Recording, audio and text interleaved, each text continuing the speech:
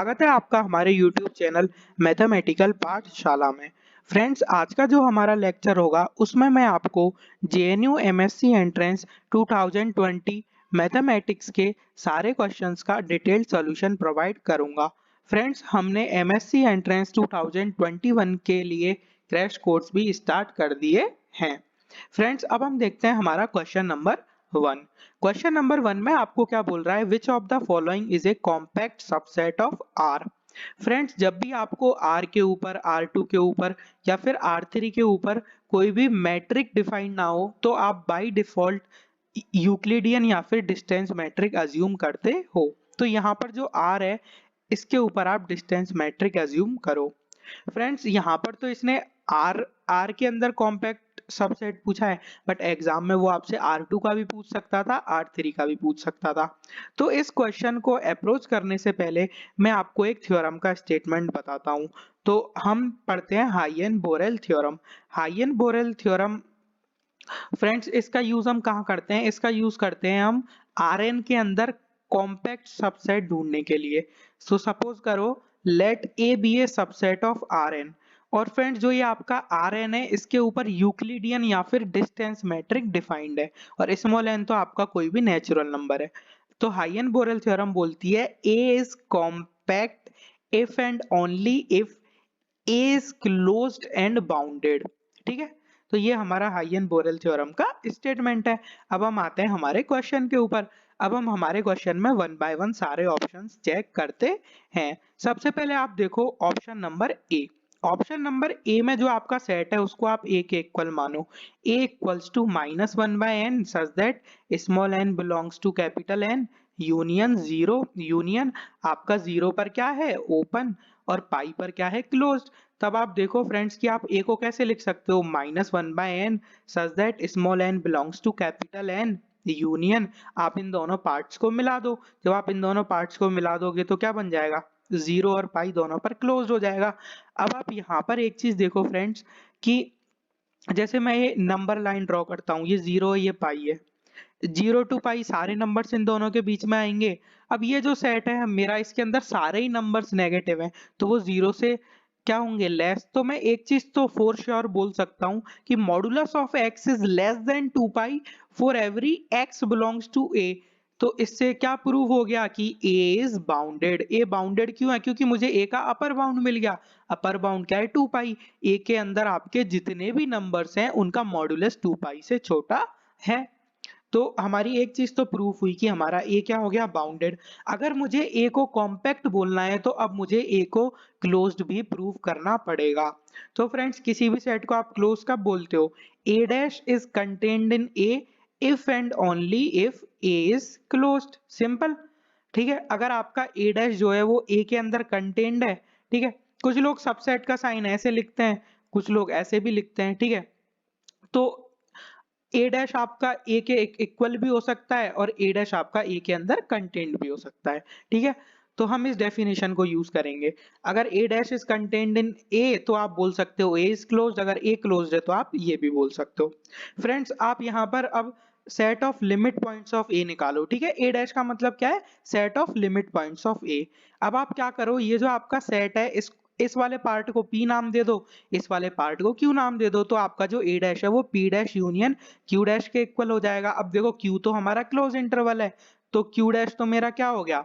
0 से लेकर पाई, क्योंकि क्लोज इंटरवल तो क्लोज्ड होता है। अब क्लोज इंटरवल का सेट ऑफ लिमिट पॉइंट्स क्या होता है? वो खुद क्लोज इंटरवल होता है। तो Q डैश तो मेरा ये हो गया सिंपल, कोई डाउट नहीं है। अब मैं फ्रेंड्स यहाँ पर बोल रहा हूँ कि मेरा जो P डैश है वो 0 के इक्वल होगा। तो P डैश को मैं 0 क्यों बोल रहा हूँ? देखो फ्रेंड्स, जैसे अब मुझे प्रूफ करना है कि जो 0 जो है वो P का क्या है? Limit point. तो मुझे क्या प्रूफ करना पड़ेगा? For every epsilon greater than 0, मैं 0 के अराउंड कोई भी एप्सिलॉन रेडियस का नाइबरहुड लूं, मुझे इस नाइबरहुड में 0 के अलावा कम से कम एक ऐसा पॉइंट दिखाना पड़ेगा जो P के अंदर लाई करता है। तो वो मैं कैसे दिखाऊंगा? फ्रेंड्स, यहाँ पर मैं आर्किमीडियन प्रॉपर्टी यूज करूंगा। आर्किमीडियन प्रॉपर्टी से हम क्या लिख सकते हैं? For every epsilon greater than 0 there exist n not belongs to n such that 1/n nought is less than epsilon. तो यहाँ से इंप्लाई करेगा -1/n nought is greater than minus epsilon, तो आपको माइनस एप्सिलॉन से बड़ा क्या मिल जाएगा, minus one upon N nought. और minus one upon N nought आपका किस में लाई करता है, पी के अंदर। तो आपने किसी भी एप्सिलॉन रेडियस के नाइबरहुड के लिए कोई एक ऐसा पॉइंट ढूंढ के दे दिया जो पी के अंदर लाई कर रहा है, और वो जो पॉइंट है आपका वो जीरो के इक्वल नहीं है, तो जीरो आपका क्या बन गया, लिमिट पॉइंट बन गया, ठीक है, पी का। अब फ्रेंड्स यहाँ पर एक और बात है कि जीरो के अलावा कोई और एलिमेंट पी का लिमिट पॉइंट क्यों नहीं बनेगा, तो वो बहुत ईजी है शो करना। जैसे सपोज करो -1/2, अगर मुझे ये दिखाना है कि -1/2 इसका लिमिट पॉइंट नहीं है, तो मुझे क्या करना पड़ेगा, एक ऐसा नाइबरहुड दिखाना पड़ेगा -1/2 का, सच दैट कि उस नाइबरहुड में -1/2 के अलावा कोई भी ऐसा पॉइंट नहीं मिले जो पी के अंदर लाई करता है। तो ये तो बहुत सिंपल है। जैसे सपोज करो ये -1, ये -1/2, ये -1/3, आप ये वाला नाइबरहुड ले लो, इस नाइबरहुड में आपको कोई भी पॉइंट ऐसा नहीं मिलेगा जो आपका पी के अंदर लाई करता है। तो ये बहुत ही इजी टास्क है, ठीक है फ्रेंड्स। तो अब आप यहाँ पर देखो, आपका जो ए डैश है वो किसके इक्वल हो गया, क्लोज इंटरवल 0 से लेकर पाई, ये तो आपका ए के अंदर बिलोंग करता है। तो यहाँ से क्या इंप्लाई करेगा, ए इज क्लोज्ड। अब हमने ए को बाउंडेड पहले प्रूफ कर दिया था और क्लोजअप प्रूफ कर दिया, तो ए इज क्लोज्ड एंड बाउंडेड, तो हाइन बोरेल थ्योरम से मैं क्या बोल सकता हूँ, ए मेरा क्या है, कॉम्पैक्ट। तो यहाँ पर जो मेरा ऑप्शन नंबर ए है वो क्या हो जाएगा, ट्रू। अब हम देखते हैं फ्रेंड्स हमारा ऑप्शन नंबर 2। अब ऑप्शन नंबर 2 में जो मेरा सेट है उसको मैं b के इक्वल मान लेता हूं, तो b equals to -1/n such that small n belongs to capital N। यहाँ पर ये नेचुरल नंबर को रिप्रेजेंट करता है, यूनियन 0 पर ओपन और 1 पर क्लोज। अब आप यहाँ पर एक चीज नोट करो फ्रेंड्स, जब आप b डैश लिखोगे तो b डैश, अब जैसे ये वाला जो पार्ट है इसको मैं q नाम दे देता हूँ और इस वाले पार्ट को मैं p नाम दे देता हूँ। अब जो बी डैश है वो P dash union Q dash होगा, पी डैश क्या है मेरा, 0 के इक्वल, यूनियन। अब ये जो इंटरवल है इसका सेट ऑफ लिमिट पॉइंट्स क्या होगा, 0 पर भी क्लोज और 1 पर भी क्लोज। तो यहाँ से आप देख सकते हो फ्रेंड्स कि जो बी डैश है वो क्या आ गया, क्लोज इंटरवल 0 से लेकर 1। तो अब आप यहाँ पर एक चीज नोट करो फ्रेंड्स कि जो आपका बी डैश है उसके अंदर 0 लाई करता है ना, 0 belongs to B dash but 0 does not belongs to B। 0 B में क्यों नहीं है, देखो यहाँ पर ओपन है और -1/n कभी 0 के इक्वल हो नहीं सकता। तो यहाँ से मैं क्या बोल सकता हूँ, B dash is not contained in B। तो यहाँ से मैं क्या बोल सकता हूँ, B is not closed। अगर B मेरा क्लोज नहीं है तो यहाँ से मैं क्या बोल सकता हूँ, बी इज नॉट कॉम्पैक्ट। ठीक है, हमने हाइन बोरेल थ्योरम में पढ़ा था, कॉम्पैक्ट होने के लिए आपको क्लोज भी होना पड़ेगा और बाउंडेड भी होना पड़ेगा। तो सेट मेरा बी जो है वो कॉम्पैक्ट नहीं है। अब हम देखते हैं फ्रेंड्स हमारा option number C. Option number C में जो हमारा सेट है उसको मैं सी के इक्वल मान लेता हूँ, 1 2 3 union close interval 4 to 5 union 6 plus 1/n such that small n belongs to capital N। अब यहाँ पर मैं क्लेम कर रहा हूँ फ्रेंड्स कि 6 belongs to C dash but 6 does not belongs to C। Simple. तो यहाँ से क्या प्रूफ हो जाएगा कि C dash is not contained in C। तो यहाँ से क्या प्रूफ हो जाएगा, C is not closed। तो यहाँ से क्या प्रूफ हो जाएगा, C is not compact। But friends अब मुझे इस क्लेम को क्या करना पड़ेगा, प्रूफ। तो आप एक चीज नोट करो कि 6 जो है वो C का लिमिट पॉइंट क्यों बनेगा। आप C के इस वाले पार्ट को देखो, ठीक है, इस वाले पार्ट को मैं नाम दे देता हूँ R, इस वाले पार्ट को नाम दे देता हूँ Q, इसको नाम दे देता हूँ मैं P। तो C डैश होगा मेरा P dash union Q dash union R dash. अब आप यहाँ पर एक चीज नोट करो कि आपका जो R डैश है वो 6 के इक्वल होगा। R डैश 6 के इक्वल क्यों होगा, वही आप यहाँ पर आर्किमीडियन प्रॉपर्टी यूज करो। जैसे 6 है, 6 के अराउंड आप कोई भी एप्सिलॉन रेडियस का नाइबरहुड लो, 6 प्लस एप्सिलॉन 6 माइनस एप्सिलॉन। अब मुझे क्या करना है, इस नाइबरहुड के अंदर कम से कम एक पॉइंट दिखाना है जो आर के अंदर है और वो जो पॉइंट है वो 6 के इक्वल नहीं होना चाहिए। तो वो कैसे दिखाएंगे, इस बहुत सिंपल है, देखो, for every epsilon greater than 0 there exist n not belongs to n such that 1 upon n not is less than epsilon. तो 6 plus 1 upon n not is less than 6 plus epsilon. तो यहाँ पर मुझे क्या point मिल जाएगा, 6 plus 1 upon n not. 6 plus 1 upon n not 6 के equal नहीं है और आप किसी भी एप्सिलॉन रेडियस के नाइबरहुड में ऐसा पॉइंट ढूंढ सकते हो और 6 + 1/n0 r में बिलोंग करता है, तो ये मेरा जो 6 है ये लिमिट पॉइंट बन जाएगा r का, सिंपल। और 6 के अलावा कोई भी मतलब जो आपका एलिमेंट है वो r का लिमिट पॉइंट नहीं बनेगा। तो ये आप इजीली प्रूफ कर सकते हो। तो हमने क्या प्रूफ करा फ्रेंड्स कि जो हमारा r डैश है वो 6 के इक्वल है। अब आप देखो आपका जो c डैश है वो क्या है, p dash union q dash union r dash, ठीक है। तो c डैश आपका क्या हो जाएगा, p dash union q dash union 6, ठीक है। तो आप यहाँ से बोल सकते हो कि 6 आपका c डैश के अंदर तो है बट वो c के अंदर नहीं है। c के अंदर क्यों नहीं है, देखो 1 2 3 4 5 और यहाँ पर जो 6 + 1/n टाइप के एलिमेंट हैं ये कभी 6 के इक्वल हो नहीं सकते। अगर सपोज करो 6 + 1/n 6 के इक्वल हो गया तो यहाँ से क्या इम्प्लाई कर जाएगा 1/n बराबर 0, जो कि गलत बात है। तो यहाँ पर हमने ये दिखाया कि हमारा जो C है वो क्लोज नहीं है। अगर C हमारा क्लोज नहीं है तो C हमारा कॉम्पैक्ट भी नहीं हो सकता। तो हमारा ऑप्शन नंबर C क्या हो जाएगा, रॉन्ग। अब हम आते हैं हमारे लास्ट ऑप्शन के ऊपर। लास्ट ऑप्शन भी हमारा बिल्कुल इजी ऑप्शन है friends, option number D. Option number D में आपको जो सेट दिया हुआ है इसको मैं d के इक्वल मानता हूँ, d = 1 - 1/n such that small n belongs to capital N, union 1 पर ओपन 2 पर क्लोज, सिंपल। तो अब इसको p मानो, इसको आप q मानो, ठीक है। ये वाला जो सेट है, अब जो आपका set of limit points of d क्या होगा, p dash union q dash, ठीक है। अब ये क्या होगा, p डैश यूनियन, आप इसका जब सेट ऑफ लिमिट पॉइंट्स लिखोगे तो वो पूरा बनेगा, 1 पर भी क्लोज और 2 पर भी क्लोज। तो आप यहाँ से देख सकते हो कि 1 belongs to d dash but 1 does not belongs to d। 1 d के अंदर क्यों नहीं है, देखो यहाँ पर तो ओपन है और अगर 1 - 1/n अगर 1 के इक्वल हो गया तो -1/n 0 के इक्वल हो जाएगा, जो कि गलत बात है। तो यहाँ से मैं बोल सकता हूँ d dash is not contained in d। तो यहाँ से मैं क्या बोल सकता हूँ, d इज नॉट क्लोज। अगर d मेरा क्लोज नहीं है तो मैं यहाँ से बोल सकता हूँ कि d इज नॉट कॉम्पैक्ट, ठीक है। तो जो ऑप्शन नंबर डी है आपका वो भी कॉम्पैक्ट नहीं होगा। तो हमने फर्स्ट क्वेश्चन में देखा कि बी, सी और डी ये तीनों सेट कॉम्पैक्ट नहीं है, आपका सेट ए जो है वो कॉम्पैक्ट है। अब हम देखते हैं हमारा नेक्स्ट क्वेश्चन। ये जो क्वेश्चन है फ्रेंड्स आपका, इस क्वेश्चन में आपको गिवन है let G be an abelian group of order 16।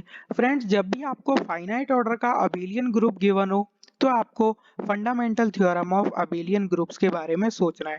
Fundamental theorem of abelian groups आपको बताता है कि आपके जो फाइनाइट अबेलियन ग्रुप्स हैं किसी ऑर्डर के, वो किस किस तरीके से दिखते हैं, ठीक है। जैसे सपोज करो n = 16 है, आप 16 के फैक्टराइजेशन लिखो, 2 की पावर 1 × 2 की पावर 3, 2 की पावर 1 × 2 की पावर 2 × 2 की पावर 1। अभी फ्रेंड्स मैं उस डिटेल में नहीं जा रहा कि आपको किसी पर्टिकुलर ऑर्डर के कितने फाइनाइट अबेलियन ग्रुप्स मिलेंगे, बस मैं आपको अभी ये बता रहा हूँ कि उनकी स्ट्रक्चर्स कैसी होगी। तो उनकी स्ट्रक्चर्स होती है direct product of cyclic groups, ठीक है। जैसे आपने ये फैक्टराइजेशन लिखा तो इसके करस्पॉन्डिंग आप ये ग्रुप देख सकते हो ऑर्डर 16 का जो अबेलियन है, ठीक है। इसके करस्पॉन्डिंग आप देख सकते हो Z2 cross Z4 cross Z2। तो आप इस तरीके से एग्जाम्पल कंस्ट्रक्ट कर सकते हो, ठीक है फ्रेंड्स। अब यहाँ पर हम आते हैं ऑप्शन नंबर ए के ऊपर। ऑप्शन नंबर ए में हमें बोल रहा है कि there exist G belongs to G such that order of G is 8। क्या आपको ऑर्डर 8 का एलिमेंट हमेशा मिलेगा किसी ऑर्डर 16 अबेलियन ग्रुप में? तो सबसे पहले यहाँ पर हम कंसीडर करते हैं friends G = Z2 cross Z4 cross Z8, ये सॉरी Z2, ठीक है। ये हमारा 16 ऑर्डर का अबेलियन ग्रुप है, ठीक है। यहाँ पर कोई भी एलिमेंट आप पिक करो, जैसे A B C, A आप Z2 में से लोगे, B आप Z4 में से लोगे और C आप Z2 में से लोगे। तो order of A B C क्या होगा फ्रेंड्स, ये होगा LCM of order of A, order of B and order of C। अब आप देखो ऑर्डर ऑफ A के पास क्या क्या पॉसिबिलिटीज हैं, Z2 में क्या क्या ऑर्डर पॉसिबल है, 1 और 2, ठीक है। ऑर्डर ऑफ B के पास क्या क्या क्या पॉसिबिलिटीज हैं, Z4 में क्या क्या ऑर्डर पॉसिबल है, 1 2 एंड 4। ऑर्डर ऑफ C के पास 1 और 2, ठीक है। तो यहाँ पर आप देख सकते हो कि आपका जो LCM है वो या तो 1 होगा या 2 होगा या 4 होगा। तो LCM के पास भी टोटल 3 ही पॉसिबिलिटीज है, ठीक है। तो एलसीएम कभी 8 नहीं हो सकता, तो किसी ऑर्डर का एलिमेंट भी 8 नहीं हो सकता। ठीक है, तो ऑप्शन नंबर ए हमारा क्या हो जाएगा, फॉल्स। अब हम आते हैं ऑप्शन नंबर बी के ऊपर। ऑप्शन नंबर बी के अंदर भी मैं इसको डिस्कार्ड करने के लिए सेम ही ग्रुप लूंगा। ऑप्शन नंबर बी में बोल रहा है कि अगर आपको एक सब ग्रुप मिल जाए ऑर्डर 8 का, तब आप क्या बोल सकते हो कि हमें ऑर्डर 8 का एलिमेंट मिलेगा ही। यानी कि जैसे सपोज करो आपके पास जी है, Z2 cross Z4 cross Z2, ठीक है। अब Z2 तो Z2 का सब ग्रुप होता ही है। अब यहाँ लिखो Z4 का सब ग्रुप, Z4 का सब ग्रुप होता है। एक Z2 का सब ग्रुप लिखो, आइडेंटिटी, तीनों का डायरेक्ट प्रोडक्ट कर दो, ठीक है। तो H जो है, अब हमारा H क्या हो जाएगा, सब ग्रुप हो जाएगा किसका, G का। अब आप यहाँ पर देखो H का ऑर्डर कितना है, ऑर्डर ऑफ H हो जाएगा 2 इंटू 4 इंटू 1, ठीक है, यानी कि 8। इसका ऑर्डर 2, इसका 4 और इसका ऑर्डर कितना 1। तो हमें ऑर्डर 8 का सब ग्रुप मिल गया। अभी हमने देखा था ऑप्शन ए में कि इस ग्रुप के पास ऑर्डर 8 का कोई भी एलिमेंट नहीं है, तो हमारा ऑप्शन नंबर बी भी क्या हो जाएगा, फॉल्स। अब हम आते हैं फ्रेंड्स हमारे ऑप्शन नंबर सी के ऊपर। ऑप्शन नंबर सी में बोल रहा है कि अगर हमें ऑर्डर 8 का एलिमेंट मिल जाए तो क्या वो ग्रुप साइक्लिक हो जाएगा। इसके लिए फ्रेंड्स आप कंसीडर करो Z8 क्रॉस Z2। अगर आपने G को ये लिया, अब आप इसका एलिमेंट लो फ्रेंड्स, एक 1,0, ठीक है। 0 Z2 का आइडेंटिटी है, तो 0 का ऑर्डर हम 1 लेंगे। तो ऑर्डर ऑफ 1,0 क्या होगा फ्रेंड्स, ऑर्डर ऑफ 1 और जो ऑर्डर ऑफ 0 है उसका एलसीएम। तो ऑर्डर ऑफ 1 क्या होता है, 8 Z8 के अंदर, और ऑर्डर ऑफ 0 मतलब Z2 में होता है 1। एलसीएम ऑफ 8 एंड 1 क्या होता है, 8। अब आप देखो फ्रेंड्स, क्या आपका ये ग्रुप साइक्लिक है। तो आप एक बात जानते हो फ्रेंड्स कि जो आपका Zm क्रॉस Zn है वो साइक्लिक तभी होता है, Zm cross Zn is cyclic if and only if GCD of m and n is 1। तो यहाँ पर तो जीसीडी ऑफ 2 एंड 8 क्या आ रहा है, 2 आ रहा है। तो ये आपका ग्रुप साइक्लिक नहीं है, बट इसके पास ऑर्डर 8 का एलिमेंट है। तो फ्रेंड्स आपका जो ऑप्शन नंबर सी है वो क्या हो जाएगा, फॉल्स। अब हम आते हैं ऑप्शन नंबर डी के ऊपर। ऑप्शन नंबर डी में बोल रहा है कि there is 1-to-1 group homomorphism 5 which is defined from G to SM for some m greater than equal to 1। इसके लिए फ्रेंड्स मैं केलेस थ्योरम यूज करूंगा, ठीक है। केलेस थ्योरम क्या बोलता है कि आपके पास सपोज करो कोई भी फाइनाइट ग्रुप है, ठीक है। Every finite group is isomorphic to a subgroup of SM, ठीक है, subgroup of SM for some m belongs to n, ठीक है, for some m belongs to n। तो अब आप देखो कि अब जब आपका ग्रुप का ऑर्डर 16 है, तब भी आप केलेस थ्योरम यूज कर सकते हो, क्योंकि 16 ऑर्डर के सारे ग्रुप क्या होते हैं, फाइनाइट, सिंपल। तो अब आप जैसे देखो फ्रेंड्स, जैसे आपने कोई ग्रुप जी लिया जिसका ऑर्डर 16 है, ठीक है। हमें क्वेश्चन में अबेलियन दिया हुआ है, तो हमने जैसे कोई भी अबेलियन ग्रुप लिया ऑर्डर 16 का, तो G is isomorphic to H, H is a subgroup of SM for some M, ठीक है। तो अब यहां से हम होमोमॉर्फिज्म कैसे पता लगाएंगे फ्रेंड्स, देखो G is isomorphic to H, तो 5-1 जो मेरा मैप है G से लेकर H पर, ये क्या है, आइसोमॉर्फिज्म। अब बस मैं क्या करूंगा फ्रेंड्स, जो मेरा एक कोडोमेन है ना H को मैं SM लिख दूंगा। तो G से लेकर SM, फाई टू में मैप किस तरीके से डिफाइन कर रहा हूं कि फाई टू G बराबर 5-1G for every G belongs to G। तो यहाँ पर ये जो फाई टू है ना फ्रेंड्स, ये मेरा 1-1 होमोमॉर्फिज्म बनेगा, ठीक है। अब मैं इसको आइसोमॉर्फिज्म क्यों नहीं बोल सकता, क्योंकि मैंने कोडोमेन को SM कर दिया है, और H मेरा SM का सब ग्रुप है, और H और SM होना, और H और SM इक्वल होना जरूरी नहीं है, इसलिए मैंने यहाँ पर होमोमॉर्फिज्म लिखा। बाकी फ्रेंड्स यहाँ पर जो रेंज सेट है ना 5-1 का, वो है H, ठीक है, क्योंकि आइसोमॉर्फिज्म 1-1 ऑन 2 होता है, ठीक है। अब H जिस जिस ग्रुप का सब ग्रुप है ना, आप कोडोमेन के अंदर वो चीज लिख सकते हो, ठीक है।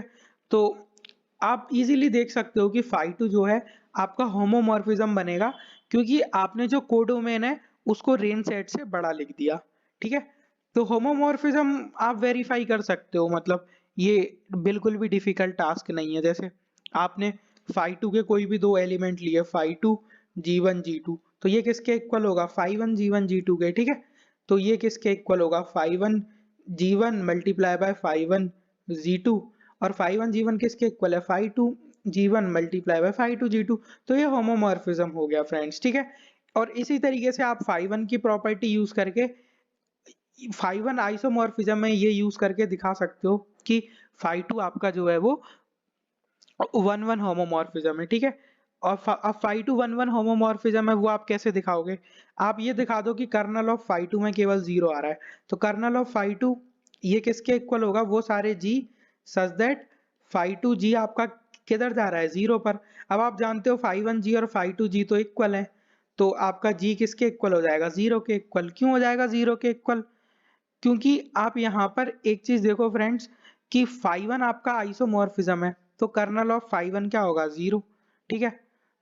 तो कर्नल ऑफ φ1 0 होगा, तो φ1 g बराबर 0 यहाँ से क्या इंप्लाई करेगा? g बराबर 0, और φ1 g और φ2 g दोनों इक्वल हैं, इसलिए मैंने यहाँ से g बराबर 0 बोला। फ्रेंड्स आप इसको बिना मैथमेटिकली भी डायरेक्ट यहाँ से फील कर सकते हो, मतलब कि आपने अगर कोडोमेन को h की जगह sm लिख दिया तो मैं इसको होमोमॉर्फिज्म बोलूंगा, और मैथमेटिकली भी देखना इजी था। तो फ्रेंड्स ये केलेस थ्योरम से आपका डायरेक्ट प्रूफ हो जाएगा, तो ऑप्शन नंबर डी जो है हमारा वो यहाँ पर ट्रू हो जाएगा। अब हम देखते हैं हमारा नेक्स्ट क्वेश्चन। ये जो क्वेश्चन है हमारा फ्रेंड्स, इसके अंदर आपको एक system of linear equations given है, ठीक है। वो किस तरीके से? 3x plus y minus z equals to alpha, minus x plus 2y plus 5z equals to beta, 4x plus z equals to 7। अब आप इसको किस तरीके से लिख सकते हो? 3 1 -1 -1 2 5 4 0 1, ठीक है। इसमें आप प्रोडक्ट कर दो किसका? एक्स वाई जेड का, तो आपको क्या मिलेगा? Alpha beta 7। अब आपको इस क्वेश्चन में क्या बोल रहा है कि for which alpha and beta does this system have a unique solution. तो हम देखते हैं कि ये सिस्टम यूनिक सॉल्यूशन कब रखेगा, ठीक है। उसके बाद हम अल्फा बीटा पर कंडीशंस फाइंड करेंगे। अब आप यहाँ पर एक चीज देखो फ्रेंड्स कि जब भी आपको इस तरह का सिस्टम मिले 3x3, तो इस मैट्रिक्स को मैं ए नाम दे रहा हूँ सिंपल, ठीक है। और ए और इस कॉलम को मैं नाम दे रहा हूँ सी। तो ए को अगर आप सी के साथ मिक्स कर दो तो आपको जो ऑगमेंटेड मैट्रिक्स मिलेगी वो कैसी दिखेगी? 3 1 -1 -1 2 5 4 0 1 अल्फा बीटा 7। तो आपका ये जो सिस्टम है इसके पास यूनिक सॉल्यूशन होने की कंडीशन है कि आपका जो रैंक ऑफ ऑगमेंटेड मैट्रिक्स है ये रैंक ऑफ ए के इक्वल होना चाहिए, और इन दोनों की जो रैंक है वो किसके इक्वल होनी चाहिए? 3 के इक्वल। हमारा यहाँ पर 3x3 मैट्रिक्स है ए, इसलिए मैंने 3 के इक्वल रखा। अगर 4x4 के लिए मुझे देखना होता तो मैं यहाँ 4 रखता, ठीक है, अगर मुझे 4x4 सिस्टम का यूनिक सॉल्यूशन देखना होता तो। बट हमें यहाँ 3x3 का सिस्टम दिया हुआ है तो मैंने 3 के इक्वल रखा। अब आप यहाँ पर एक चीज ये देखो फ्रेंड्स कि अल्फा और बीटा की किस किस वैल्यू के लिए आपको रैंक 3 मिलेगी ऑगमेंटेड मैट्रिक्स की, ठीक है। अब देखो यहाँ पर ए के अंदर तो अल्फा बीटा है ही नहीं, तो सबसे पहले तो आप देखो ए की रैंक कितनी है। सबसे पहले आप ए का डिटर्मिनेंट निकालो, तो डिटर्मिनेंट ऑफ ए आपका किसके इक्वल आ रहा है? जैसे हम फर्स्ट रो के अलोंग एक्सपेंड करते हैं, तो 3 मल्टीप्लाई बाय 2 माइनस 0 यानी कि 2 माइनस का 1, ठीक है। अब यहाँ पर आएगा आपका माइनस का 1 माइनस का 20 यानी कि माइनस का 21 माइनस का 1, और यहाँ पर आप देख सकते हो ये आपका -8। अब जब आप इस सम को ऐड करोगे तो ये 0 के इक्वल नहीं आएगा। कैलकुलेशन आप देख लेना। अगर determinant of A is not equal to 0 तो मैं बोल सकता हूँ रैंक ऑफ ए मेरा किसके इक्वल है? 3 के इक्वल, ठीक है। तो यहाँ से रैंक ऑफ ए तो 3 आ गई, बट अब आप एक चीज मुझे बताओ कि अल्फा और बीटा की किस किस वैल्यू के लिए रैंक ऑफ ऑगमेंटेड मैट्रिक्स 3 रहेगा। तो अब आप यहाँ पर एक चीज देखो फ्रेंड्स कि रैंक ऑफ ए मेरा 3 के इक्वल है। इसका क्या मतलब है कि मैं अगर ए के ऊपर एलिमेंट्री रो ऑपरेशंस लगाऊं, अगर मैं ए के ऊपर एलिमेंट्री रो ऑपरेशंस लगाऊं तो मैं ए की रिड्यूस्ड एक्लेन फॉर्म किस तरीके से लिख सकता हूं? Alpha beta, sorry alpha beta use नहीं करूंगा क्योंकि वो वहां पर है। मैं लिख सकता हूं पी क्यू आर, ठीक है। यहाँ पर 0 0 0, और यहाँ पर मेरे कुछ भी नंबर्स हो सकते हैं, ठीक है। पी क्यू आर मेरे नॉन जीरो नंबर्स हैं, p is not equal to zero, q is not equal to zero, r is not equal to zero. तो एलिमेंट्री रो ऑपरेशंस लगाकर मैं a को इस तरीके से रिड्यूस कर सकता हूँ, और करस्पॉन्डिंगली यहाँ पर भी मुझे कुछ मिल जाएगा अल्फा बीटा के कॉम्बिनेशन में, यहाँ भी मुझे कुछ मिल जाएगा, यहाँ भी मुझे कुछ मिल जाएगा। ठीक है, तो अब आप मुझे बताओ कि क्या कभी रैंक ऑफ ऑगमेंटेड मैट्रिक्स 3 के अलावा कुछ हो सकती है? तो फ्रेंड्स आप यहाँ पर देखो कि आपको अल्फा बीटा का कुछ कॉम्बिनेशन मिलेगा। जैसे सपोज मैं मान लेता हूँ k1 plus k2 alpha plus k3 beta. ठीक है, यहाँ पर भी आपको कुछ कॉम्बिनेशन मिलेगा, यहाँ पर भी मिलेगा। तो आप देखो कि रैंक ऑफ ऑगमेंटेड मैट्रिक्स भी हमेशा 3 हो गई। क्यों हो गई? क्योंकि हमने तो इसको रिड्यूस्ड एक्लन फॉर्म में लिखा हुआ है ना। देखो आपकी ये वाली रो, ये वाली रो और ये वाली रो, तीनों रो क्या है? Linearly independent. ठीक है, तो आपका यहाँ पर कुछ भी कॉम्बिनेशन बने, हमें प्रॉब्लम लेने की जरूरत नहीं है, क्योंकि ए की रैंक 3 है तो वो ऑगमेंटेड को हमेशा रैंक 3 ही बना देगा। तो आप अल्फा बीटा की वैल्यू कुछ भी चूज करो, आपका रैंक हमेशा 3 के इक्वल आएगा। अब यहाँ पर फ्रेंड्स एक बात ये है कि रो 1 रो 2 से लीनियरली इंडिपेंडेंट क्यों है, और रो 2 रो 3 से लीनियरली इंडिपेंडेंट क्यों है, और मतलब ये तीनों रोज आपस में लीनियरली इंडिपेंडेंट क्यों है? तो ये तो रिड्यूस्ड एक्लन फॉर्म की डेफिनेशन से ही हो जाएगा ना, क्योंकि अगर आपने किसी मैट्रिक्स को एक्लन फॉर्म में रिड्यूस कर दिया, और ये आपका क्या है, मतलब रो 1 में जहां से आपकी नॉन जीरो एंट्री स्टार्ट हो रही है, ये सारे आपके क्या है? Non zero. तो जितने नॉन जीरो आपको मिलते हैं, मतलब अगर आपके देखो, अगर आपने इसको रो रिड्यूस्ड एक्लन फॉर्म में रिड्यूस किया है, तो आपकी जैसे फर्स्ट रो के स्टार्टिंग में ये p मिला है, ये नॉन जीरो, सेकंड रो की स्टार्टिंग में ये मिला है, तो जितनी रोज के स्टार्टिंग में आपको नॉन जीरो मिलते हैं उतनी आपकी मैट्रिक्स की रैंक हो जाती है। तो ये तो मतलब आपका जो बेसिक है रो रिड्यूस एक्लन फॉर्म का। तो यहाँ से आप देख सकते हो कि आपका जो रैंक ऑफ ए है वो हमेशा रैंक ऑफ ऑगमेंटेड मैट्रिक्स के इक्वल होगा, और वो 3 के इक्वल होगा, आप चाहे अल्फा और बीटा की वैल्यू कुछ भी चूज करो। तो यहाँ पर ऑप्शन नंबर डी आपका ट्रू हो जाएगा, जिसमें बोल रहा है कि फॉर एवरी अल्फा बीटा आपको यूनिक सॉल्यूशन मिलेगा। ऑप्शन ए में क्या बोल रहा है कि अल्फा बीटा की कुछ भी वैल्यू नहीं मिलेगी कि यूनिक सॉल्यूशन हो। गलत बात है, आप कुछ भी रख लो।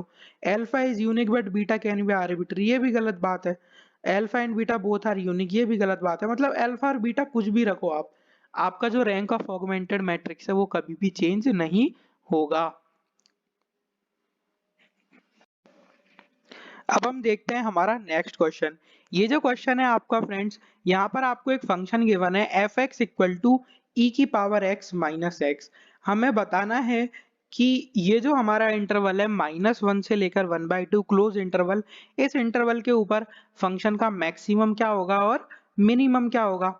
अब आप यहाँ पर एक चीज देखो फ्रेंड्स, कि सबसे पहले आप f को डिफरेंशिएट करो, तो आपका f डैश x हो जाएगा e की पावर x माइनस 1।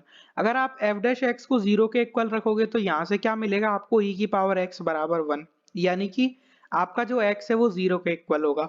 तो यानी कि जो x बराबर 0 है, ये आपका क्या हो गया? Critical point. अब हम फ्रेंड्स साइन डायग्राम बनाते हैं f डैश x का। जब आपका x ग्रेटर देन 0 होगा फ्रेंड्स, तो आपका जो e की पावर x है वो ग्रेटर देन होगा e की पावर 0। क्यों? क्योंकि e की पावर x हमारा क्या होता है? Monotonic function. तो a greater than b implies e की power a greater than e की पावर b, और a less than b implies e की power a less than e की पावर b। तो अगर e की power x greater than e की power 0 होगा, मतलब e की पावर x ग्रेटर देन 1 होगा, मतलब e की पावर x माइनस 1 क्या होगा? Greater than 0। यानी कि जो f डैश x है वो यहाँ पर क्या मिलेगा? पॉजिटिव। अब फ्रेंड्स अगर x मैंने लेस देन 0 कर दिया, सपोज x मैंने लिख दिया लेस देन 0, तो e की power x is less then e की पावर 0, मतलब e की पावर x लेस देन 1, मतलब e की power x minus 1 less than 0, मतलब मेरा जो f डैश x है वो यहाँ पर क्या आ गया? नेगेटिव। अब आप क्या करो फ्रेंड्स कि इस fx का ग्राफ ड्रॉ करो। ठीक है, तो जब आप fx का ग्राफ ड्रॉ करोगे, जैसे ये हमारी x एक्सिस, ये हमारी y एक्सिस, सिंपल। अब 0 पर वैल्यू क्या होगी? 0 पर e की पावर 0 माइनस 0 यानी कि 1 माइनस 0 यानी कि 1। ठीक है, अब ये देखो फ्रेंड्स कि आपका जो ग्राफ है 0 के बाद इंक्रीज करेगा, क्योंकि f डैश x पॉजिटिव है। ठीक है, अब आप यहाँ पर देखो कि जब आप 0 पर आओगे, मतलब माइनस इन्फिनिटी से 0 पर, तो आप डिक्रीज करते हुए आओगे, तो आप ऐसे आओगे। तो ग्राफ से इतना तो कंफर्म हो गया फ्रेंड्स, जैसे ये आपका -1 है, ये 1/2 है, इतना तो कंफर्म हो गया कि मिनिमम जो है वो x बराबर 0 पर मिलेगा और मिनिमा की वैल्यू 1 होगी। ठीक है, तो ऑप्शन ए डिस्कार्ड कर दो, ऑप्शन डी डिस्कार्ड कर दो। अब आपको ये देखना है कि मैक्सिमम क्या होगा। तो मैक्सिमम या तो -1 पर अटेन होगा या फिर 1/2 पर अटेन होगा। ऐसा क्यों? क्योंकि हमारा जो फंक्शन का ग्राफ है उस ग्राफ को देखकर हम इतना तो कंफर्म कह सकते हैं कि मिनिमम तो हमने देख लिया, बट जो मैक्सिमम है वो एक्सट्रीम पॉइंट पर मिलेगा, या तो -1 पर मिलेगा या 1/2 पर मिलेगा। अब फ्रेंड्स एग्जाम में हमें, जेएनयू के एग्जाम में हमें कैलकुलेटर होता है, तो इस क्वेश्चन के लिए मैं हाईली रिकमेंड करूंगा कि आप कैलकुलेटर यूज करें। आप -1 पर f की वैल्यू निकालें और 1/2 पर f की वैल्यू निकालें, क्योंकि ये वैल्यू बहुत ही मतलब क्लोज आएंगी। तो अगर आप कैलकुलेशन से देखने जाओ तो शायद आपको गलती हो जाए, बट कैलकुलेटर से मतलब गलती नहीं होगी। तो अगर आप यहाँ पर देखो कि f ऑफ -1 होगा e की पावर -1 माइनस माइनस वन यानी कि 1 - 1/e, और f ऑफ हाफ जो है वो आपका होगा e की पावर हाफ -1 यानी कि √e-1। तो आप कैलकुलेटर से कैलकुलेट कर लो। तो जब आप कैलकुलेट करोगे फ्रेंड्स, तो आपका जो वन, ये सॉरी फ्रेंड्स, यहाँ पर 1 + 1/e आएगा। ठीक है, जब आप कैलकुलेट करोगे तो 1 + 1/e ग्रेटर देन आ जाएगा √e-1 के। ठीक है, एग्जैक्टली कैलकुलेटर में आपको e गिवन होता है, तो जब आप e पर क्लिक करोगे तो आपको e की वैल्यू मिल जाएगी 2.2 समथिंग। ठीक है, तो ये क्वेश्चन आपका कैलकुलेटर और जो आपका स्टार्टिंग में जो बेसिक कैलकुलेशन थी, फंक्शन को डेरिवेट डिफरेंशिएट करो, फिर क्रिटिकल पॉइंट निकालो, फिर एफ डैश एक्स का साइन डायग्राम बनाओ, फिर ग्राफ का नेचर देखो, तो इस क्वेश्चन को मैं इजी टू मॉडरेट रेट करूंगा। मोस्ट ऑफ स्टूडेंट्स ने इस क्वेश्चन को एग्जाम में सही किया होगा। अब हम देखते हैं हमारा नेक्स्ट क्वेश्चन। ये जो क्वेश्चन है फ्रेंड्स आपका, ये आपका बेसिक क्वेश्चन है। यहाँ पर बस आपको नंबर्स के साथ प्ले करना है। आपको इस क्वेश्चन में क्या गिवन है, let X Y and Z be finite sets. आपको 3 फाइनाइट सेट गिवन है, एक्स वाई एंड जेड। आपको एफ जो है वो फंक्शन दिया हुआ है एक्स से लेकर वाई पर, एंड आपको जी जो है वो फंक्शन दिया हुआ है वाई से लेकर जेड पर। तब ऑप्शन नंबर ए में क्या बोल रहा है कि अगर आपका GOF बाइजेक्शन है, GOF इज बाइजेक्शन, तब आप क्या ये बोल सकते हो कि क्या ये इम्प्लाई करेगा कि F and G are bijection? अगर आपकी ये बात सही है तो आप इसे प्रूव करके दिखाओ, और अगर आपकी ये बात गलत है तो आप काउंटर एग्जांपल लेके बताओ। तो फ्रेंड्स मैं x को कंसीडर करता हूँ 0, और y को कंसीडर करता हूँ मैं 1, 2, और z को मैं कंसीडर करता हूँ 3। ठीक है, अब आप एक चीज देखो कि जो GOF फंक्शन है आपका, GOF, ठीक है, वो कहाँ से कहाँ तक होगा, f आपका x से लेकर y तक है। ठीक है, तो GOF आपका कैसा दिखेगा, G of f of x type का। तो f x से y पर मैप करेगा, और फिर G जो है वो y से z पर मैप करेगा, तो आपका GOF जो है वो x से z पर मैप होगा। ठीक है, अब फ्रेंड्स देखो मैं f जो है वो किस तरीके से डिफाइन करता हूँ, f ऑफ 0 में 1 डिफाइन करता हूँ। ठीक है, और मैं g ऑफ 1 3 डिफाइन करता हूँ, और g ऑफ 2 भी 3 डिफाइन करता हूँ। अब आप यहाँ पर देखो कि जो GOF है, GOF का जो डोमेन है वो तो x है, तो आप देखो कि g ऑफ f ऑफ 0 किसके इक्वल होगा, g of f of 1, g of f of 0 किसके इक्वल होगा, g ऑफ 1 के इक्वल, क्योंकि f ऑफ 0 1 है। तो ये क्या हो जाएगा, g ऑफ 1 इक्वल टू 3। तो यानी कि जो आपका GOF मैप है वो किस तरीके से दिखता है, GOF जो मैप है आपका, GOF GOF is defined such that आपका जो डोमेन है वो 0 है, और आपका जो रेंज सेट है वो कितना है 3। तो ये तो आपका 1 1 1 2 मैप हो गया। ठीक है, कि आपका 0 जो है वो 3 पर मैप हो गया। अब आप देखो कि आपका GOF 1 1 1 2 है, बट आपका जो f है ना, f देखो f ऑफ 0 1 है। अब आप यहाँ पर क्लियरली देख सकते हो कि f की रेंज में कभी भी 2 एलिमेंट आ ही नहीं सकते, क्योंकि जो डोमेन सेट है वहां पर एक ही एलिमेंट है। अब एक एलिमेंट 2 पर कभी मैप ही नहीं हो सकता, तो f is not onto. ठीक है, आपको मैंने एक ऐसा एग्जांपल कंस्ट्रक्ट करके दिखा दिया कि आपका GOF तो 1 1 1 2 है, बट आपका जो f जो है वो ऑन टू नहीं आ रहा है, f ऑन टू नहीं आ रहा, तो f बाइजेक्टिव भी नहीं होगा। तो काउंटर एग्जाम्पल क्या है, ये आपका जो बॉक्स है ना, ये आपका यहाँ से काउंटर मिल जाएगा। आप f को ऐसे डिफाइन करो और g को ऐसे डिफाइन करो, सिंपल। अब हम आते हैं फ्रेंड्स हमारे ऑप्शन नंबर बी के ऊपर, कि ऑप्शन नंबर बी में हमें क्या बोल रहा है। ऑप्शन नंबर बी जो है आपका फ्रेंड्स, उसके अंदर आपको गिवन है कि इफ g इज 1 1 तब क्या GOF 1 1 होगा। तो ये तो जो हमारा लास्ट एग्जांपल है, आई थिंक वही काम कर जाएगा कि आप x को 0 लो, y को आप लो 1,2, ठीक है, और z को लो आप 3, ठीक है। अब आप यहाँ पर क्या करो फ्रेंड्स, अच्छा आपको g को 1 1 दिखाना है, सिंपल, ठीक है। तो आप यहाँ पर इस तरीके से इसको अज्यूम करो कि आप g ऑफ 1 जो है, आप इनके रोल इंटरचेंज कर दो, ठीक है। आप इसको y बना दो, इसको x बना दो। तो इसको मैंने y बना दिया, इसको x बना दिया, सिंपल। अब आपको g को 1 1 बनाना है, ठीक है। g आपका फंक्शन जो है वो y से लेकर z पर डिफाइन होना चाहिए। तो आप g ऑफ 0 क्या डिफाइन कर दो, 3। तो आपका g क्या हो गया, 1 1 फंक्शन, ठीक है। अब क्या GOF 1 1 होगा। अब उसने f के ऊपर तो कुछ रेस्ट्रिक्शन नहीं दिया, f मेरा x से लेकर y पर फंक्शन है, ठीक है। तो f ऑफ 1 मैं 0 रख रहा हूँ और f ऑफ 2 भी 0 रख रहा हूँ। तो अब आप मुझे GOF कैलकुलेट करके दिखाओ, क्या GOF मेरा 1 1 होगा। GOF, अब GOF ऑफ 1 कैलकुलेट करो, ये क्या आएगा, G ऑफ f ऑफ 1, ये क्या आएगा, G ऑफ f ऑफ 1 आपका कितना है, 0। तो g ऑफ 0 आपका कितना है, 3। तो GOF 1 कितना आ रहा है, 3। अब जो आपका GOF क्या है आपका यहाँ पर 2, ये कितना आएगा, देखो GOF जो है फंक्शन आपका x से लेकर z पर डिफाइन होगा। अब GOF 2 निकालोगे तो G ऑफ f ऑफ 2 वो आपका आएगा, G ऑफ f ऑफ 2 मेरा कितना है, 0, वो 3 आएगा। तो आप देख सकते हो GOF की वैल्यू 1 पर भी 3 आ गई, 2 पर भी 3 आ गई, यानी कि आपका जो GOF है वो 1 1 नहीं है, GOF इज नॉट 1 1। तो आपका ऑप्शन नंबर बी क्या हो जाएगा, फॉल्स। हमने एक ऐसा काउंटर एग्जांपल कंस्ट्रक्ट कर दिया जिसमें मैंने g को 1 1 ले लिया, बट GOF इज नॉट 1 1। तो आपका ऑप्शन नंबर ए और बी ये दोनों तो हमने चेक कर लिए। अब हम आते हैं ऑप्शन नंबर सी के ऊपर। तो आप देख रहे हो फ्रेंड्स, बिल्कुल इजी सा कंस्ट्रक्शन है, मतलब इतना डिफिकल्ट नहीं है ये क्वेश्चन। तो अब आप ऑप्शन नंबर सी देखोगे फ्रेंड्स, कि आपको f जो है वो x से लेकर y पर डिफाइन है, इसको ऑन टू करना है। तो आपको पूछ रहा है कि क्या GOF ऑन टू होगा। तो आप यहाँ पर एक चीज देखो फ्रेंड्स, कि आप इसका काउंटर अब कैसे कंस्ट्रक्ट करोगे, सिंपल, वही आप x y z मतलब उसी कॉम्बिनेशन में लो। तो जैसे अब आपका जो f जो है, अब आप x को लो फ्रेंड्स 0 और y को लो 1 और z को लो फ्रेंड्स आप 2 3, ठीक है। आप f को डिफाइन करो, f ऑफ 0 बराबर 1, तो f आपका ऑन टू हो गया।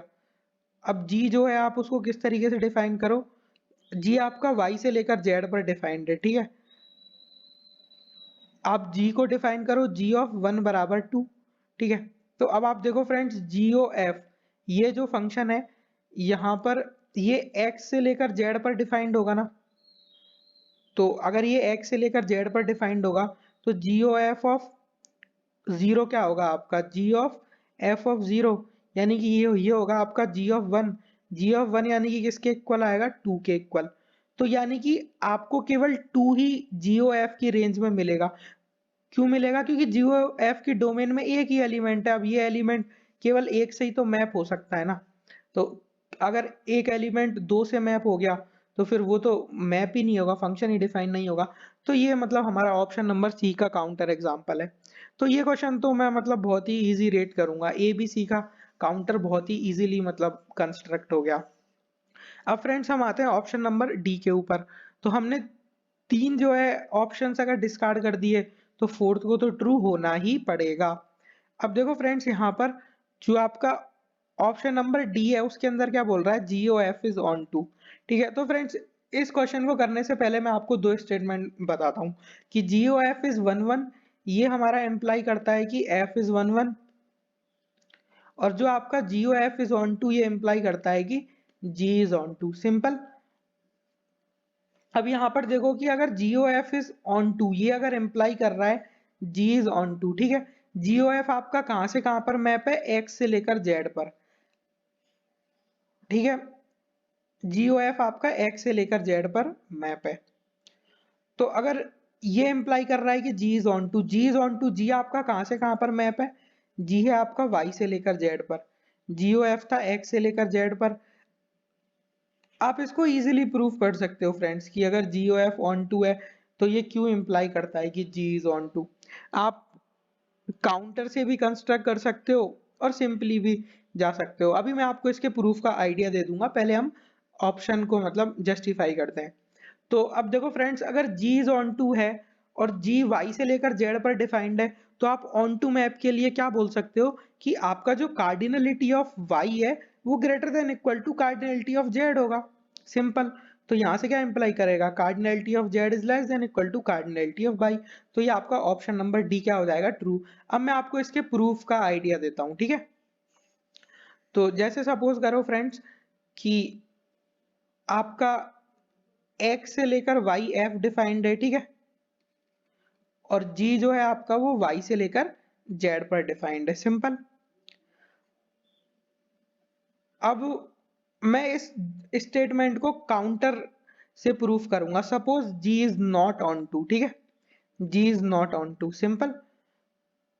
तो अब आप यहाँ पर देखो G का कोई एग्जाम्पल लो, जैसे 1 2 3 4, ठीक है, 1 1 2 3 4। अब G को ऑन टू नहीं बनाना ना, तो मैं थोड़ा छोटा एग्जाम्पल लेता हूँ ताकि फ्रेंड्स, अब यहाँ पर आप देखो कि जैसे मैं 1 यहाँ पर लेता हूँ और यहाँ पर 2 एलिमेंट लेता हूँ, ठीक है, ये मेरा Y है, ये मेरा Z है। अब G को मैंने इस तरीके से डिफाइन कर दिया, ये मेरा 1 है, इसको आप 2 मान लो, इसको 3 मान लो। तो G ऑफ 1 मैंने 2 ले लिया, ठीक है। तो G क्या नहीं है, onto, G is not onto. तो ये क्या इम्प्लाई करना चाहिए, जो मेरा GOF है ये ऑन टू नहीं होगा। तो GOF जो है फ्रेंड्स आपका वो X से लेकर Z पर डिफाइन होगा। अभी मैं आपको इसके प्रूफ का आइडिया दे रहा हूँ, मतलब मैं तो एग्जांपल लेके बता रहा हूँ, बट आपको इसे जो है रिग्रेस वे में लिखना है, ठीक है। तो अब GOF जो है वो आपका X से लेकर Z पर डिफाइंड होगा। तो अब F जो है वो आपका X से लेकर Y है, तो ये X ले लो आप, ठीक है। तो X में आप जैसे 4 एलिमेंट ले लो, 3 4, इन चारों को यहाँ पर मैप कर दो आप, सिंपल। तो आप जब GOF की वैल्यू निकालोगे तो ये होगा G of F of X। अब आप फ्रेंड्स एक चीज जानते हो कि F ऑफ X की जो रेंज है उसके अंदर, मतलब F ऑफ X की जो वैल्यूज है, F ऑफ X की वैल्यूज मतलब F की रेंज, उसके अंदर केवल एक ही एलिमेंट आ रहा है। तो एक ही एलिमेंट आ रहा है, तो मतलब जो GOF की पॉसिबल वैल्यूज है वो तो आपका मतलब यही होगा 2। GOF का जो वैल्यू है वो हमेशा 2 के इक्वल होगा, चाहे आप डोमेन में से कोई सा भी एलिमेंट पिक करो। तो GOF हमारा X से लेकर Z पर डिफाइंड है, तो आप 3 की प्री इमेज ढूंढ ही नहीं सकते, तो GOF हमारा ऑन टू नहीं होगा। तो आप इसको मतलब मैथमेटिकली वर्ड्स में लिख देना, बाकी इस प्रूफ का आइडिया बहुत ही सिंपल है। अब हम देखते हैं हमारा नेक्स्ट क्वेश्चन। ये जो क्वेश्चन है आपका, इसमें आपको X Y Z और W 4 सबसेट दिए हुए हैं R3 के, और पूछ रहा है कि इनमें से कौन कौन सा आपका वेक्टर स्पेस बनाएगा। तो आप सबसे पहले X को देखो, X के अंदर वो सारे एलिमेंट्स हैं जिनका X कोऑर्डिनेट पॉजिटिव है, Y कोऑर्डिनेट पॉजिटिव है और Z कोऑर्डिनेट पॉजिटिव है। तो 1 2 3 जो है मेरा, ये X के अंदर लाई करेगा। अब 1 2 3 का एडिटिव इनवर्स क्या होता है, -1 -2 -3, बट ये मेरा X के अंदर लाई नहीं करेगा क्योंकि -1 नेगेटिव नंबर है। तो यानी कि X तो मेरा वेक्टर स्पेस नहीं होगा। अब आप यहाँ पर देखो फ्रेंड्स, Y के अंदर क्या है कि आपको 3x प्लस y बराबर 2, ठीक है। एक तो आपको ये दिया हुआ है प्लेन, और दूसरा प्लेन दिया हुआ है y प्लस जेड बराबर 0, ठीक है। वो सारे x y z जो इन दोनों कंडीशंस को सेटिस्फाई करते हैं।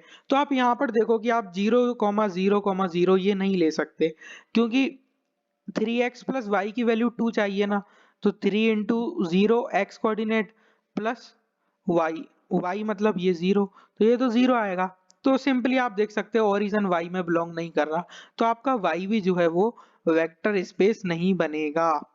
अब हम आते हैं z के ऊपर। तो z के अंदर वो सारे x y z हैं कि x square plus 2xy plus y square बराबर 0। यहाँ से क्या इम्प्लाई करेगा, x प्लस वाई का होल स्क्वायर बराबर 0। यहाँ से क्या इम्प्लाई करेगा, x बराबर माइनस वाई। यहाँ से क्या इम्प्लाई करेगा, x प्लस वाई बराबर 0।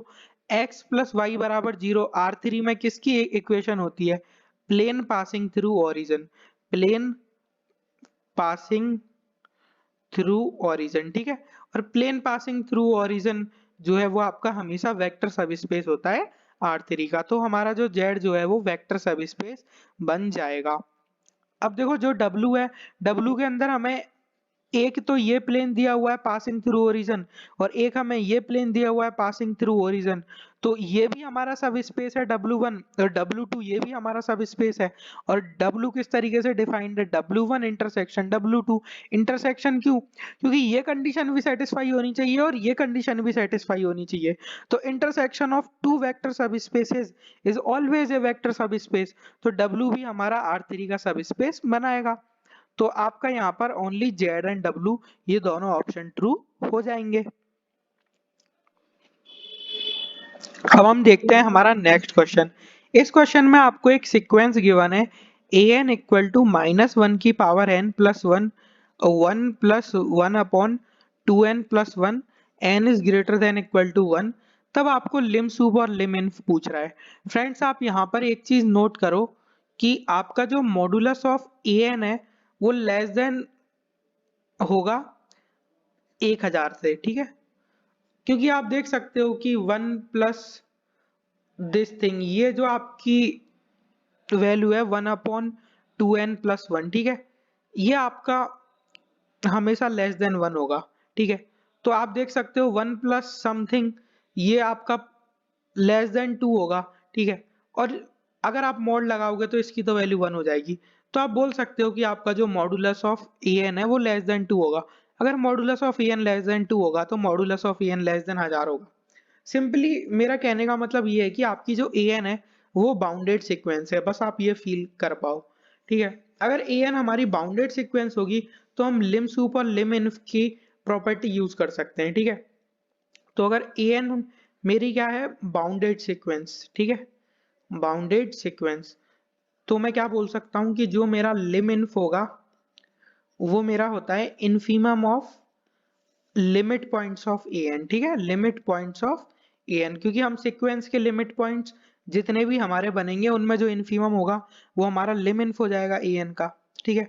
और अगर आपको लिम सूप निकालना है ए एन का तो वो हो जाएगा supremum of limit points of A n, ठीक है। तो बस अब हमारा जो टास्क रह गया है वो ये रह गया है कि हम limit points of A n निकालें। तो अब ए एन को मैं दो पार्ट्स में ब्रेक कर लेता हूँ, ठीक है।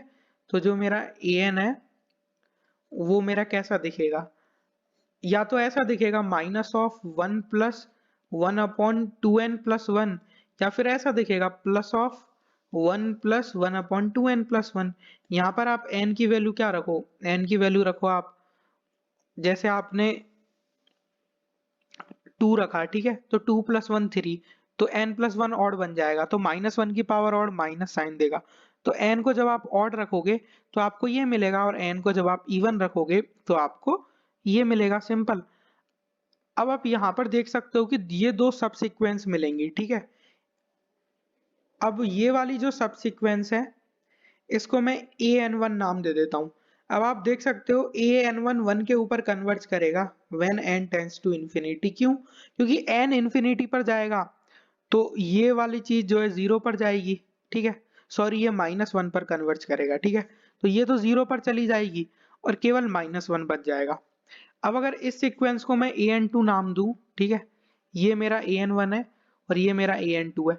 तो A N two converges to one when n tends to infinity. क्यों, क्योंकि जब n इन्फिनिटी पर जाएगा तो ये जीरो पर जाएगा, और वन प्लस दिस थिंग ये आपका वन पर जाएगा और आगे प्लस साइन है। तो आप देख सकते हो कि हमें केवल दो ही लिमिट पॉइंट्स मिलेंगे, माइनस वन और वन। अब जो माइनस वन और वन, इसमें आप सुप्रीमम देखोगे तो वन है, तो वन क्या बन जाएगा, लिम सूप। ये क्या है मेरा set of limit point, set of limit points का सुप्रीमम क्या है 1, तो 1 मेरा लिम सूप बन गया ए एन का, और -1 मेरा क्या बन गया लिम इन किसका, ए एन का। Simple.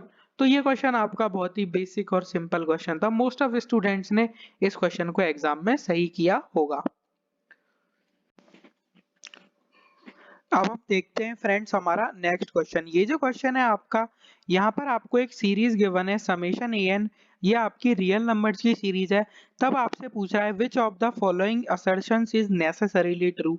Option number A, option number A में आपको गिवन है modulus of A N is less than equal to N plus one upon N cube.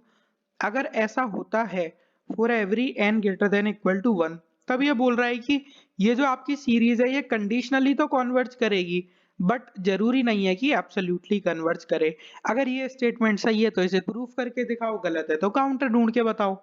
तो यहाँ पर आप बहुत इजीली काउंटर ढूंढ सकते हो फ्रेंड्स। आप कंसीडर करो ए एन बराबर -1 की power n 1 upon N square. Simple. तो आप देख सकते हो आपकी जो सीरीज है वो क्या बनेगी, समेशन ए एन बराबर समेशन -1 की power n 1 upon N square, n बराबर 1 से लेकर इन्फिनिट। तो हम जानते हैं फ्रेंड्स कि ये जो हमारी सीरीज है ये हमारी कंडीशनली कन्वर्ज करती है। क्यों करती है? क्योंकि आप देख सकते हो कि 1 अपॉन एन स्क्वायर एक मोनोटोनिक डिक्रीजिंग सीक्वेंस है जो 0 पर कन्वर्ज करती है। सिंपल। मोनोटोनिक सीक्वेंस जो 0 पर कन्वर्ज करती है। तो ये जो हमारी सीरीज है समेशन n बराबर 1 टू इंफिनिटी ए एन, ये हमारी कन्वर्ज करेगी कंडीशनली। मैंने यहाँ पर लेबनिट्स टेस्ट यूज किया है, ठीक है, लेबनिट्स टेस्ट। तो उसमें 3 कंडीशंस होती हैं। देखो आपका ये वाला जो पार्ट है ये हमेशा पॉजिटिव होना चाहिए, तो 1 अपॉन एन स्क्वायर हमेशा पॉजिटिव। ये मोनोटोनिकली डिक्रीजिंग सीक्वेंस जो 0 पर कन्वर्ज करे, तो ये आपका कंडीशनली कन्वर्ज करेगा। अब आप फ्रेंड्स एक और चीज नोटिस करो कि आपका जो समीशन ए एन है n बराबर 1 से लेकर इन्फिनिट, वो आपका क्या होगा n बराबर 1 से लेकर इन्फिनिट। अब ये जो है ये आपका मॉडुलस है, मॉडुलस ऑफ ए एन। तो अब जब आप इसका मॉडुलस करोगे तो इसका मॉडुलस ऑफ ए एन होगा ये, तो मॉडुलस ऑफ दिस थिंग ये हो जाएगा 1 अपॉन एन स्क्वायर। तो ये सीरीज कंडीशनली भी कन्वर्ज कर रही है और एब्सोल्युटली भी कन्वर्ज कर रही है। अब हम देखते हैं फ्रेंड्स क्या यहाँ पर modulus of A n less than equal to N plus one upon N cube follow हो रहा है या फिर नहीं हो रहा। तो अब हम देखते हैं फ्रेंड्स कि जो मैंने एग्जाम्पल लिया था उस एग्जाम्पल के अकॉर्डिंग मैंने ए एन लिया था -1 की power n 1 upon N square. अब आप यहाँ पर देखो फ्रेंड्स कि मॉडुलस ऑफ ए एन मेरा क्या बनेगा 1 अपॉन एन स्क्वायर, ठीक है।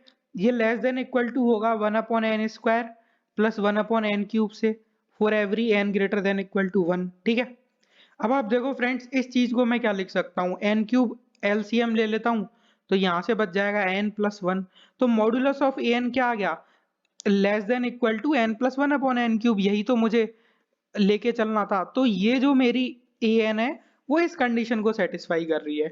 और अभी हमने देखा था कि समीशन ए एन कंडीशनली भी कन्वर्ज कर रहा है और एब्सोल्युटली भी कन्वर्ज कर रहा है। मतलब समीशन ए एन कन्वर्ज कर रहा है और summation of modulus of A n converge कर रहा है। तो हमारा जो ऑप्शन नंबर ए है वो क्या हो जाएगा, फॉल्स। तो ये आपका इजी क्वेश्चन था फ्रेंड्स, ठीक है। अब हम देखते हैं option number B. Option number B में क्या कह रहा है कि अगर आपका जो ए एन है वो less than equal to N plus one upon N cube है for every N greater than equal to 1, तब आपका समेशन ए एन कंडीशनली कन्वर्ज करेगा। आप फ्रेंड्स ए एन को कंसीडर करो -1 बाय एन, ठीक है, for every N greater than equal to 1। तो आप देख सकते हो कि -1 बाय एन तो हमेशा less than equal to N plus 1 upon N cube होगा for every N belongs to N. क्यों? क्योंकि यहाँ तो नेगेटिव नंबर है और ये पॉजिटिव नंबर है। तो आप देख सकते हो फ्रेंड्स कि जो समेशन ए एन है वो क्या होगा, minus of summation 1 by n. हम जानते हैं कि ये तो डाइवर्जेंट सीरीज होती है, तो समेशन ए एन तो कंडीशनली कन्वर्ज नहीं कर रहा, तो ये फॉल्स हो जाएगा। अब हम आते हैं ऑप्शन नंबर सी के ऊपर। तो ऑप्शन नंबर सी भी आपका बहुत ही मतलब इजी स्टेटमेंट है। देखो आपको गिवन है -1 upon N square is less than equal to a n less than equal to n plus one upon N cube. ठीक है, यहाँ से क्या इम्प्लाई करेगा, an is less than equal to n plus one upon N cube. अब n plus one upon N cube इसको क्या लिख दो, one upon N square plus one upon N cube. ठीक है, तो अब आप यहाँ से देख सकते हो फ्रेंड्स कि जो आपका यहाँ से क्या इम्प्लाई करेगा कि जो मॉडुलस ऑफ ए एन है वो लेस देन इक्वल टू होगा modulus of one upon N square plus one upon N cube. तो यहाँ से मैं एक चीज बोल सकता हूँ फ्रेंड्स, अब यहाँ पर मैं ट्राइंगुलर इनइक्वालिटी यूज करूंगा। ठीक है, तो यहाँ से मैं लिख सकता हूँ कि modulus of A N is less than equal to, इन दोनों को सेपरेट कर देता हूँ, one modulus of one upon N square plus modulus of one upon N cube. अब मैं यहाँ पर क्या करूंगा फ्रेंड्स, कंपैरिजन टेस्ट लगाऊंगा। ठीक है, अब मैं जानता हूं कि इस सीरीज के बारे में बात करूं, summation modulus of one upon N square plus one upon N cube n n बराबर वन से लेकर इन्फिनिट। अब मैं जानता हूं कि ये वाली सीरीज भी कॉन्वर्जेंट है, ये वाली भी कॉन्वर्जेंट है, सम ऑफ टू कॉन्वर्जेंट सीरीज क्या होता है, कॉन्वर्जेंट। ठीक है, तो आप इसको क्या मान लो, बी एन। अब समेशन बी एन कॉन्वर्ज कर रहा है तो यहां से क्या इंप्लाई करेगा कि summation modulus of A n भी कन्वर्ज करेगा। ये तो हमारा कंपैरिजन टेस्ट है, तो मैंने प्रूव कर दिया कि अगर summation modulus of A n converge कर रहा है तो मतलब हमारी जो सीरीज है समेशन ए एन ये क्या करेगी, कंडीशनली कन्वर्ज। तो आपका जो ऑप्शन नंबर सी है वो भी आपका ट्रू हो जाएगा। अब हम आते हैं फ्रेंड्स ऑप्शन नंबर डी के ऊपर। ऑप्शन नंबर डी में हमें बोला गया है कि अगर ये कंडीशन फॉलो होती है, zero greater than equal to n a n, sorry इसको मैं लिखूंगा zero is less than equal to a N is less than equal to n square plus one upon N cube. ठीक है, तो आप यहाँ पर बहुत इजीली कंस्ट्रक्ट कर सकते हो। देखो n square plus one upon N cube ये क्या होगा, one upon n plus one upon N cube. आप ए एन को वन अपॉन एन कंसीडर करो। ठीक है, तो आप जानते हो कि zero is less than equal to one upon n is less than equal to one upon n plus one upon N cube. ठीक है, आप देख सकते हो कि ये जो सीरीज है समेशन वन बाय एन ये कॉन्वर्ज नहीं करती। ठीक है, ये एब्सोल्युटली भी कन्वर्ज नहीं करती और कंडीशनली भी नहीं करती। तो आपने एक ऐसी ए एन ढूंढ ली जो इस कंडीशन को सेटिस्फाई कर रही है बट एब्सोल्युटली कॉन्वर्ज नहीं करती, तो ये स्टेटमेंट फॉल्स हो जाएगा। तो ये भी आपका फ्रेंड्स बेसिक क्वेश्चन था।